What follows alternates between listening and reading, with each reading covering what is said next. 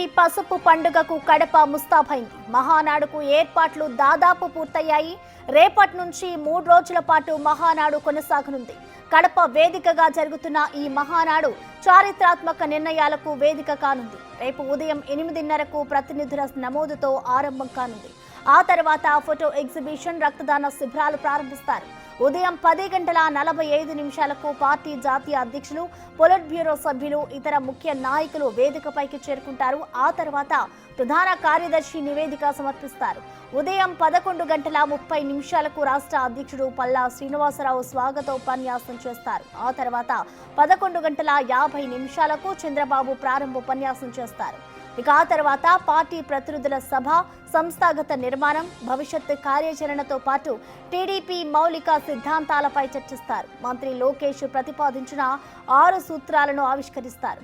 Party నియమావళిలో సవరణలపై ప్రధాన చర్చ జరగనుంది.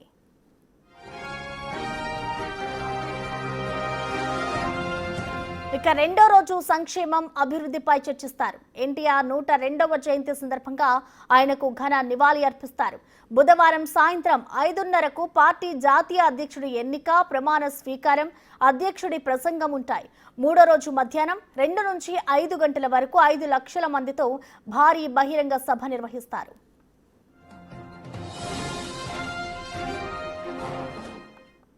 దీనిపై పూర్తి అప్డేట్స్ ని మా ప్రతినిధి దామోదర్ అందిస్తారు. దామోదర్, చెప్పండి, ఇక రేపు జరగబోయే టీడీపీ మహానాడు కార్యక్రమానికి సంబంధించిన ఏర్పాట్లు ఏ విధంగా ఉన్నాయి? డీటెయిల్స్ ఏంటి?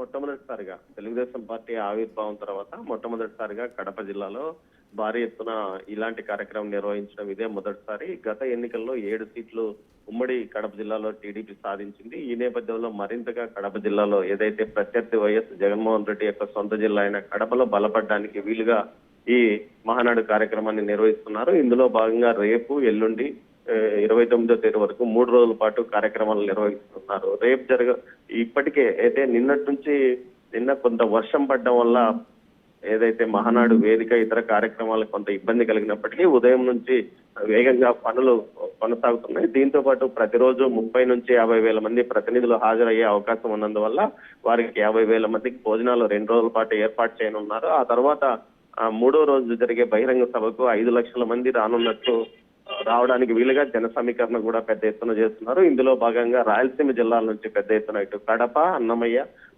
చిత్తూరు, తిరుపతి, నెల్లూరు ఈ జిల్లాల నుంచి భారీ ఎత్తున అనంతపురం ఈ జిల్లా, కర్నూలు నుంచి నంద్యాల జిల్లా, ఈ జిల్లాల నుంచి భారీ జన సమీకరణ చేయడానికి నాయకులు ఇప్పటికే నియోజకవర్గ ఎమ్మెల్యేలు, ఇన్ఛార్జీలు కసరత్తు చేస్తున్నారు. ముఖ్యంగా ఈసారి మహానాడులో ఏదైతే పార్టీ వర్కింగ్ ప్రెసిడెంట్ గా నారా లోకేష్ ను ప్రతిపాదించాలంటూ ఇప్పటికే పలు జిల్లాల మహానాడులో తీర్మానాలు కూడా చేశారు. ఈ నేపథ్యంలో ఆయనకు పూర్తిగా పార్టీ బాధ్యతలు అప్పగించాలంటూ కూడా డిమాండ్ చేస్తున్న పరిస్థితి. ఏదైతే రాష్ట్రంలో ప్రస్తుతం ముఖ్యమంత్రిగా బాధ్యతలు చేస్తున్న చంద్రబాబు నాయుడు పూర్తి స్థాయిలో ప్రభుత్వ కార్యక్రమాలకు పరిమితం కావడం వల్ల కార్యకర్తలతో గ్యాప్ ఏర్పడుతున్న నేపథ్యంలో పూర్తి స్థాయిగా నారా లోకేష్ కి బాధ్యతలు అప్పగించాలంటూ కూడా క్యాడర్ డిమాండ్ చేస్తున్న పరిస్థితి. కొంత గ్యాప్ కూడా ప్రభుత్వానికి కార్యకర్తలకు మధ్య గ్యాప్ వస్తున్న నేపథ్యంలో వీటిని ఫుల్ఫిల్ చేయడానికి ముఖ్యంగా ఏదైతే గతంలో 2014-19 మధ్య కాలంలో ప్రభుత్వానికి కార్యకర్తలకు గ్యాప్ రావడం వల్లనే ఘోరంగా ఓటమి పాలయ్యాము. అదిగాక కార్యకర్తల యొక్క అవసరాలు కానీ వారి వివరాలు కూడా పూర్తి స్థాయిలో పై స్థాయికి వెళ్ళలేకుండా ఉండడం వల్ల నియోజకవర్గాల్లో నియోజకవర్గ నాయకులు కానీ, ఎమ్మెల్యేలు కానీ కొంత వ్యక్తిగతంగా ఇబ్బందికరమైన పరిణామాలు చేపడుతున్నారు. ఇలాంటి పరిస్థితుల్లో పార్టీకి పూర్తి స్థాయిలో కార్యకర్తలను ఆలంబనగా చేసుకుని ముందుకు వెళ్ళాలి, కార్యకర్తే ముఖ్యమన్న సిద్ధాంతంతో ముందుకు వెళ్ళాలి. అందులో భాగంగానే ఈ మహానాడులో కార్యకర్తలపైనే ఫోకస్ చేయడానికి పూర్తి స్థాయిలో తీర్మానాలు కూడా ప్రవేశపెట్టనున్నారు. అందుకు తగ్గట్టు 6 తీర్మానాలను లోకేష్ ప్రతిపాదించనున్నారు.